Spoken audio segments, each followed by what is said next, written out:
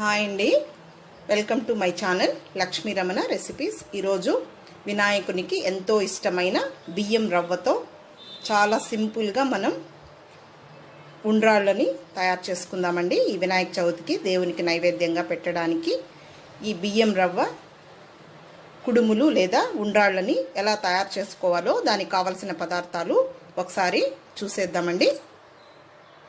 ఇది బియ్యం నూకండి, 1 కప్పు తీసుకున్నాను.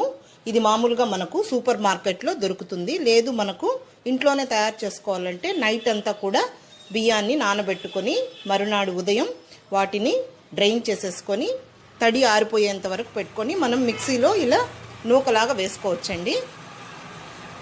తరువాత అందులోకి 1 టీ స్పూను జీలకర్ర, 1 టీ స్పూను నెయ్యి, 1 టేబుల్ స్పూను పచ్చిశనగపప్పుని ఒక 10 నిమిషాల ముందు నీళ్ళల్లో ఇలా నానబెట్టి పెట్టుకోవాలి.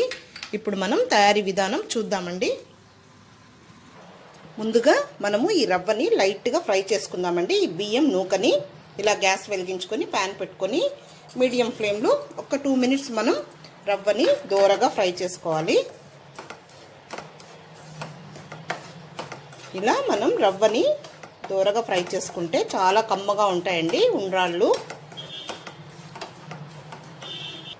ఇలా లైట్గా ఫ్రై చేసుకున్న తర్వాత స్టవ్ ఆఫ్ చేసేసుకొని ఇది తీసి ఇలా ఒక ప్లేట్లోకి వేసి పక్కన పెట్టేసుకుందాము. ఇప్పుడు మళ్ళీ స్టవ్ వెలిగించుకొని ప్యాన్ పెట్టుకొని మనం ఏ కప్పుతో అయితే రవ్వ తీసుకున్నామో ఆ కప్పుకి 1 కప్పు రవ్వకి 3 కప్పుల నీళ్ళని వేసుకోవాలి.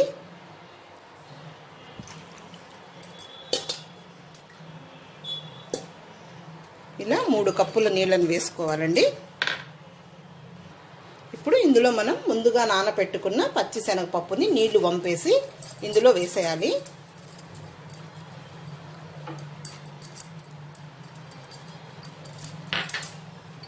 అలాగే ఇందులో జీలకర్ర కూడా వేసేయాలి. ఇప్పుడు ఇందులో రుచికి సరిపడా సాల్ట్ కూడా వేసుకోవాలి. 1/2 టీ స్పూన్ సాల్ట్ వేసాను. అలాగే మనం తీసి పెట్టుకున్న నెయ్యిలో కొద్దిగా నెయ్యిని వేసుకొని కొంచెం నెయ్యిని తీసి పెట్టుకోవాలి. మళ్ళీ మనం ఉండ్రాలు చేసేటప్పుడు వాడుకోవాలి. ఇప్పుడు ఈ నీళ్ళని మరగనివ్వాలండి.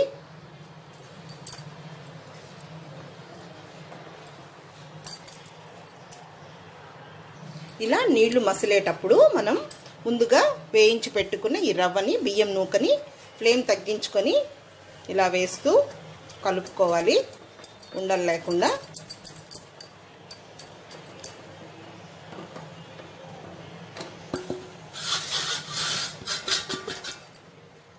ఇప్పుడు ఈ రవ్వని ఉడికించుకోవాలండి.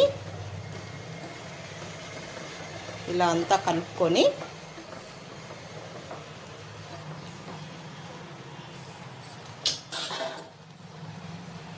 ఇలా మూత పెట్టేసి మనం రవ్వని ఉడికించుకుందాము. ఓకే అండి, చూద్దాము. రవ్వ ఉడికిపోయి ఉంటుంది.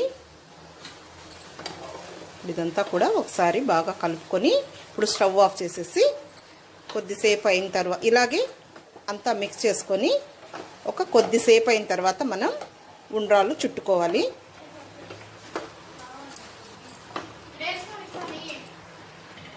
ఇప్పుడు ఈ రవ్వ చల్లారిపోయిందండి. గోరువెచ్చగా ఉన్నప్పుడు మనం ఉండ్రాళ్ళు చుట్టుకోవాలి. ఇప్పుడు మనం ముందుగా తీసి పెట్టుకున్న నెయ్యిని కొద్దిగా వేసుకొని ఈ రవ్వనంతా కూడా అంతా కలిసేటట్టు ఇలా ప్రెస్ చేస్తూ అంతా మిక్స్ చేసుకోవాలి.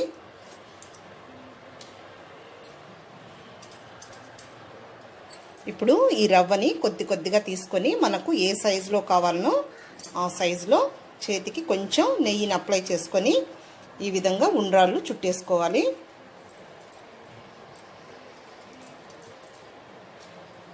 చూడండి, ఈ విధంగా అన్ని ఉండ్రాళ్ళని ఇలా చేసేసుకోవాలి. ఇవి మనం జీలకర్ర పచ్చిశనగపప్పు వేసాం కాబట్టి చాలా రుచిగా ఉంటాయండి. మనమేం ఇవి ఆవిరి చేయాల్సిన అవసరం లేదు. ఆల్రెడీ మనం రవ్వని ఫ్రై చేసాం కాబట్టి ఇంకా డైరెక్ట్గా ఇలా మనం దేవునికి ప్రసాదంగా పెట్టచ్చండి. ఇవి మనం అప్పుడప్పుడు కూడా బ్రేక్ఫాస్ట్ లాగా చేసుకోవచ్చు. చాలా హెల్దీ పిల్లలు కూడా చాలా ఇష్టంగా తింటారండి.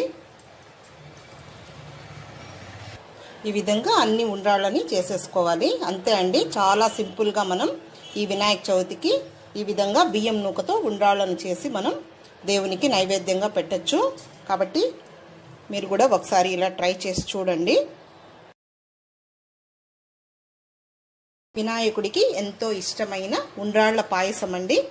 ఈ ఉండ్రాళ్ళ పాయసం చాలా రుచిగా ఉంటుంది. అందుకే ఏమో అండి గణపతికి ఈ ఉండ్రాళ్ళ పాయసం అంటే అంత ఇష్టం. పిల్లలు కూడా చాలా ఇష్టంగా తింటారండి. చాలా బలం అండి ఇది. కాబట్టి ఈ ఉండ్రాళ్ళ పాయసానికి కావలసిన పదార్థాలు, తయారీ విధానం ఒకసారి చూసేద్దామండి. ముందుగా గ్యాస్ వెలిగించుకొని ఈ విధంగా ప్యాన్ పెట్టుకొని ఇందులో 2 టీ స్పూన్ల నెయ్యిని వేసి వేడి చేసుకోవాలి. ఇప్పుడు ఇందులో కొన్ని జీడిపప్పులు, 1 టేబుల్ స్పూన్ జీడిపప్పులు అండి, వీటిని దోరగా ఫ్రై చేసుకోవాలి. ఇప్పుడు ఇందులోనే కొన్ని ఎండు ద్రాక్ష, అలాగే 1 టీ స్పూను ఎండు కొబ్బరి ముక్కలు కూడా వేసి వీటిని మంచి కలర్ వచ్చేంత వరకు ఫ్రై చేసుకోవాలి. ఇలా మంచి కలర్ వచ్చేంత వరకు ఫ్రై చేసుకొని వీటిని తీసి ఒక ప్లేట్లో పక్కన పెట్టేసుకుందాము.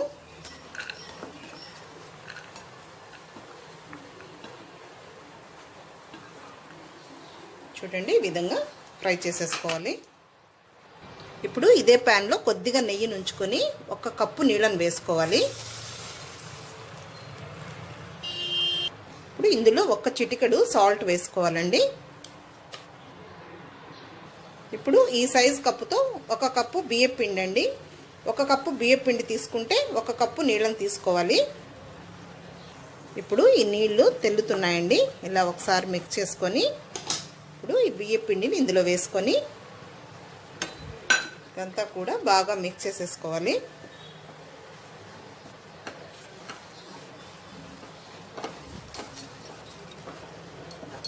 ఉండలు లేకుండా ఇదంతా కూడా బాగా మిక్స్ చేసేసుకోవాలి.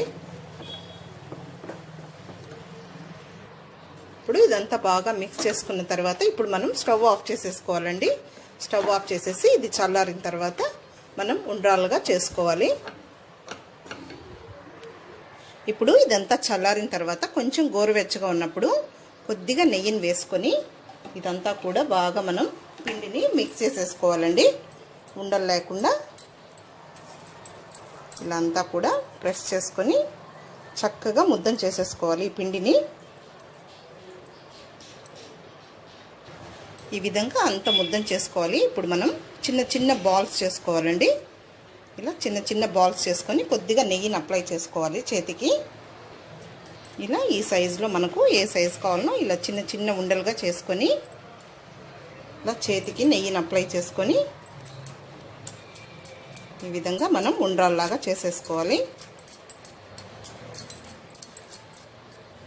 చూడండి, ఈ విధంగా చేసుకోవాలి. ఈ విధంగా అన్నీ ఇలా ఉండ్రాలలాగా చేసి పెట్టేయాలి. ఈ విధంగా అన్నింటినీ ఇలా రౌండ్గా చేసి పెట్టుకోవాలండి. ఇప్పుడు గ్యాస్ వెలిగించుకొని మళ్ళీ ప్యాన్ పెట్టుకొని మనం ఏ కప్పుతో అయితే పిండిని తీసుకున్నామో ఆ కప్పుతో 2 కప్పులు నీళ్ళని వేసుకోవాలి. ఇప్పుడు ఇలా నీళ్లు మరిగేటప్పుడు మనం చేసి పెట్టుకున్న ఈ ఉండ్రాళ్ళని ఒక్కొక్కటి ఇందులో వేసేయాలి. వీటిని కొద్దిసేపు ఉడికించుకోవాలి.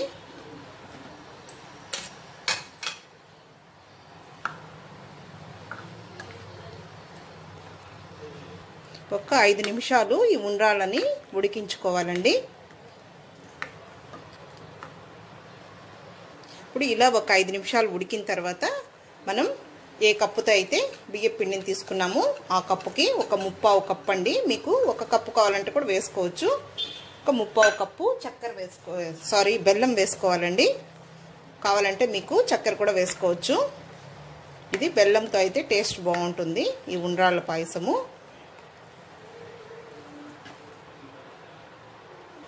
ఇలా ఈ బెల్లం పాకంలో కూడా కొద్దిసేపు ఈ ఉండ్రాళ్ళని ఉడికించుకోవాలి. ఇప్పుడు ఒక 5 ఇలాచీల్ని ఇలా కచ్చా పచ్చగా దంచి అది కూడా ఇందులో వేసేయాలండి. ఇప్పుడు ఇలా బెల్లం పాకంలో ఉడికిన తర్వాత ఫ్లేమ్ని తగ్గించుకోవాలండి. తగ్గించుకొని చిక్కని పాలు 1 కప్పుని యాడ్ చేసుకోవాలి.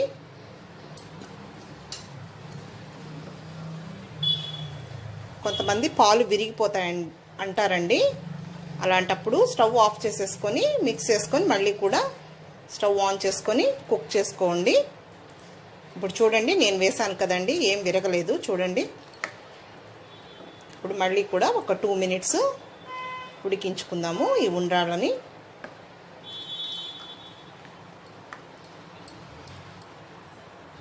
చూడండి, ఇలా దగ్గరకు అయ్యేంత వరకు ఉడికించేసేసి ఇప్పుడు స్టవ్ ఆఫ్ చేసేయాలి. ఇప్పుడు మనం ముందుగా వేయించి పెట్టుకున్న ఈ డ్రై ఫ్రూట్స్ని నెయ్యితో పాటు వేసేసుకోవాలి. అంతే అండి, వినాయకుడికి ఎంతో ఇష్టమైన ఉండ్రాళ్ళ పాయసం రెడీ అయిపోయింది. ఇప్పుడు ఇలా ఒక బౌల్లోకి ఈ ఉండ్రాళ్ళ పాయసాన్ని వేసేసుకుందామండి.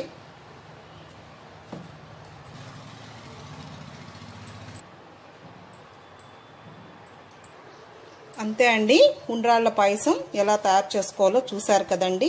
గణపతికి ఎంతో ఇష్టమైన, చాలా రుచిగా ఉంటాయండి. అందుకే ఏమో అండి గణపతికి అంత ఇష్టము. కాబట్టి మీరు కూడా ఈ వినాయక చవితికి ఈ ఉండ్రాళ్ళ పాయసం చేసి దేవునికి నైవేద్యంగా పెట్టండి. వినాయకుడికి ఎంతో ఇష్టమైన సజ్జ కుడుములండి, సజ్జ ఆవిరి కుడుములు. ఇవి చాలా హెల్దీ. కాబట్టి ఈ సజ్జ కుడుములకి కావలసిన పదార్థాలు, తయారీ విధానం ఒకసారి చూసేద్దామండి. ఇది సజ్జ పిండి అండి, 2 కప్పులు తీసుకున్నాను. ఇది ఇంట్లో ఆడిచ్చిందే. మామూలుగా మనకు సూపర్ మార్కెట్లో కూడా దొరుకుతుంది సజ్జ పిండి. 2 కప్పులు అయితే 1 కప్పు బెల్లం అండి, 1/2 కప్పు పచ్చి కొబ్బరి తురుము, తరువాత అందులోకి 1 పావు టీ స్పూను సాల్ట్ అండి, 1 టేబుల్ స్పూను నెయ్యి, 6 ఇలాచీల్ని ఇలా కచ్చా పచ్చగా దంచి పెట్టుకోవాలి. ఇప్పుడు మనం తయారీ విధానం చూద్దామండి. ఓకే, ఫస్ట్ గ్యాస్ వెలిగించుకొని ఈ విధంగా ప్యాన్ పెట్టుకొని మనం ఏ కప్పుతో అయితే బెల్లం తీసుకున్నామో ఆ కప్పుతో 1 కప్పు నీళ్ళని వేసుకోవాలి. ఇప్పుడు ఇందులో సాల్ట్ వేసుకోవాలి. అలాగే మనం తీసి పెట్టుకున్న నెయ్యిలో 1 టీ స్పూన్ నెయ్యిని వేసుకోవాలి. ఇలా నీళ్లు మరుగుతున్నప్పుడు ఈ బెల్లం ఇందులో వేసేసి ఈ బెల్లంని ఒక్క ఉడకనివ్వాలి.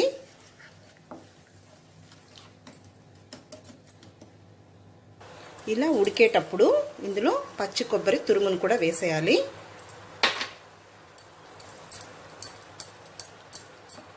కావాలంటే ముక్కలుగా కూడా కట్ చేసి వేసుకోవచ్చు. ఇప్పుడు ఫ్లేమ్ని తగ్గించుకొని ఈ సజ్జ పిండిని ఇందులో వేసేయాలి.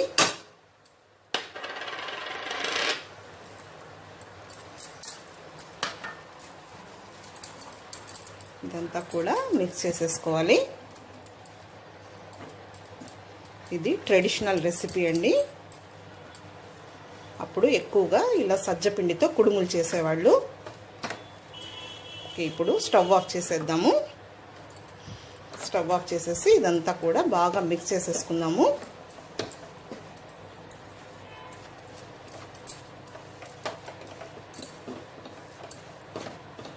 చాలా సింపుల్ అండి, చాలా రుచిగా ఉంటాయి, అలాగే కూడా హెల్దీ కూడా. చూడండి, కరెక్ట్గా సరిపోయింది. మనం తీసుకున్న పిండికి, వాటర్కి, బెల్లంకి కరెక్ట్గా సరిపోయింది. ఇప్పుడు ఇదంతా కూడా బాగా మిక్స్ చేసేసుకోవాలి. ఇప్పుడు ఇందులో ఇలాచీ పొడిని వేసుకుందామండి. అలాగే కొంచెం నెయ్యిని కూడా వేసుకుందాము. వేసేసుకొని పిండినంతా కూడా ఇలా బాగా అంతా కూడా మిక్స్ చేసేసుకోవాలి. కొంచెం గోరువెచ్చగా ఉన్నప్పుడు చేసుకోవాలి.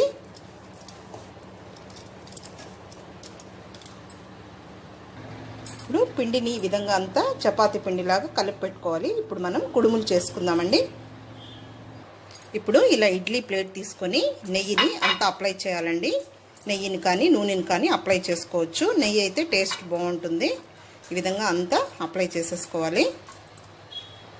ఇప్పుడు చేతికి కొంచెం నెయ్యిని అప్లై చేసుకొని ఈ పిండిని కొద్దిగా తీసుకొని ఈ విధంగా వేళ్ళతో నొక్కాలండి. ఈ విధంగా కుడుముల్లాగా చేసుకోవాలి. చూడండి, ఈ విధంగా చేసుకోవాలి. ఇప్పుడు ఇది ఒక్కొక్కటి ఇలా పెట్టేసేయాలి. ఇదే విధంగా అన్నీ చేసేసుకోవాలి. ఇలా ప్రెస్ చేసేసుకోవాలండి.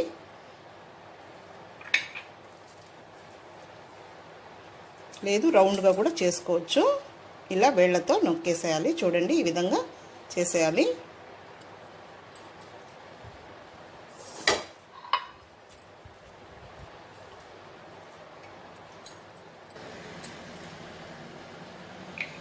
ఇదే విధంగా పిండినంతా కూడా ఇలా కుడుములు చేసేసి సెట్ చేసేసుకుందాము. ఇదే విధంగా ఇంకొక ప్లేట్లోకి కూడా అన్నీ ఇలానే పెట్టేసుకోవాలి.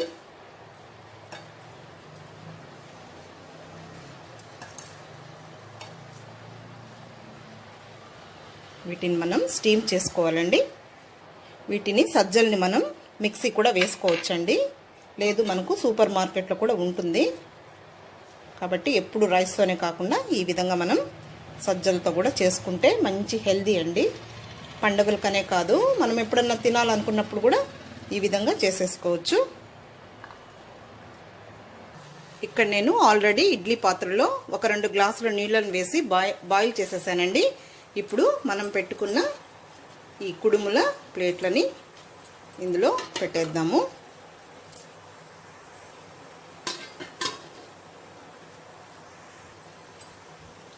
ఇలా ప్లేట్లన్నీ కూడా ఇలా పెట్టేసేయాలి. ఇలా మిగిలితే ఇలా 2 కూడా పెట్టేసేయచ్చండి.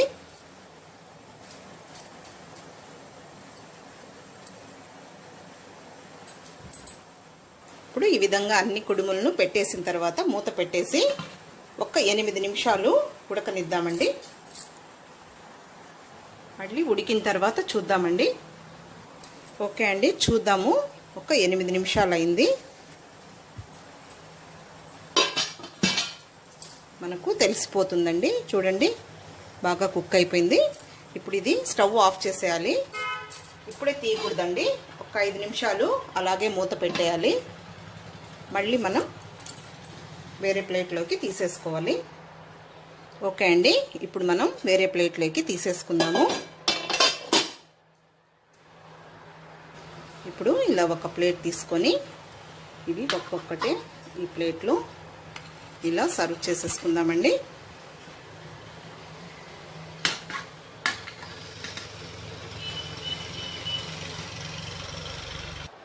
ఈ విధంగా అన్నీ ఇలా తీసేసుకోవాలి. కొంచెం చల్లారిన తర్వాత తీసుకోవాలండి. అండి, చూసారు కదా, చాలా సింపుల్గా మనం సజ్జ కుడుములు ఆవిరి కుడుములు అని కూడా అనుకోవచ్చండి. కాబట్టి సింపుల్గా తయారు చేసేసుకోవచ్చు. చాలా హెల్దీ. ఈ వినాయక చవితికి మీరు కూడా ఒకసారి ఇలా ట్రై చేసి చూడండి. చాలా రుచిగా ఉంటాయి. కాబట్టి ఈ వీడియో మీకు నచ్చినట్లయితే నా యూట్యూబ్ ఛానల్ లక్ష్మీ రమణ రెసిపీస్కి కొత్తగా చూస్తున్న వారైతే సబ్స్క్రైబ్ చేసుకోండి. నచ్చితే లైక్ చేయండి, షేర్ చేయండి. ఇంకొక వంటతో మళ్ళీ కలుద్దామండి. నమస్తే.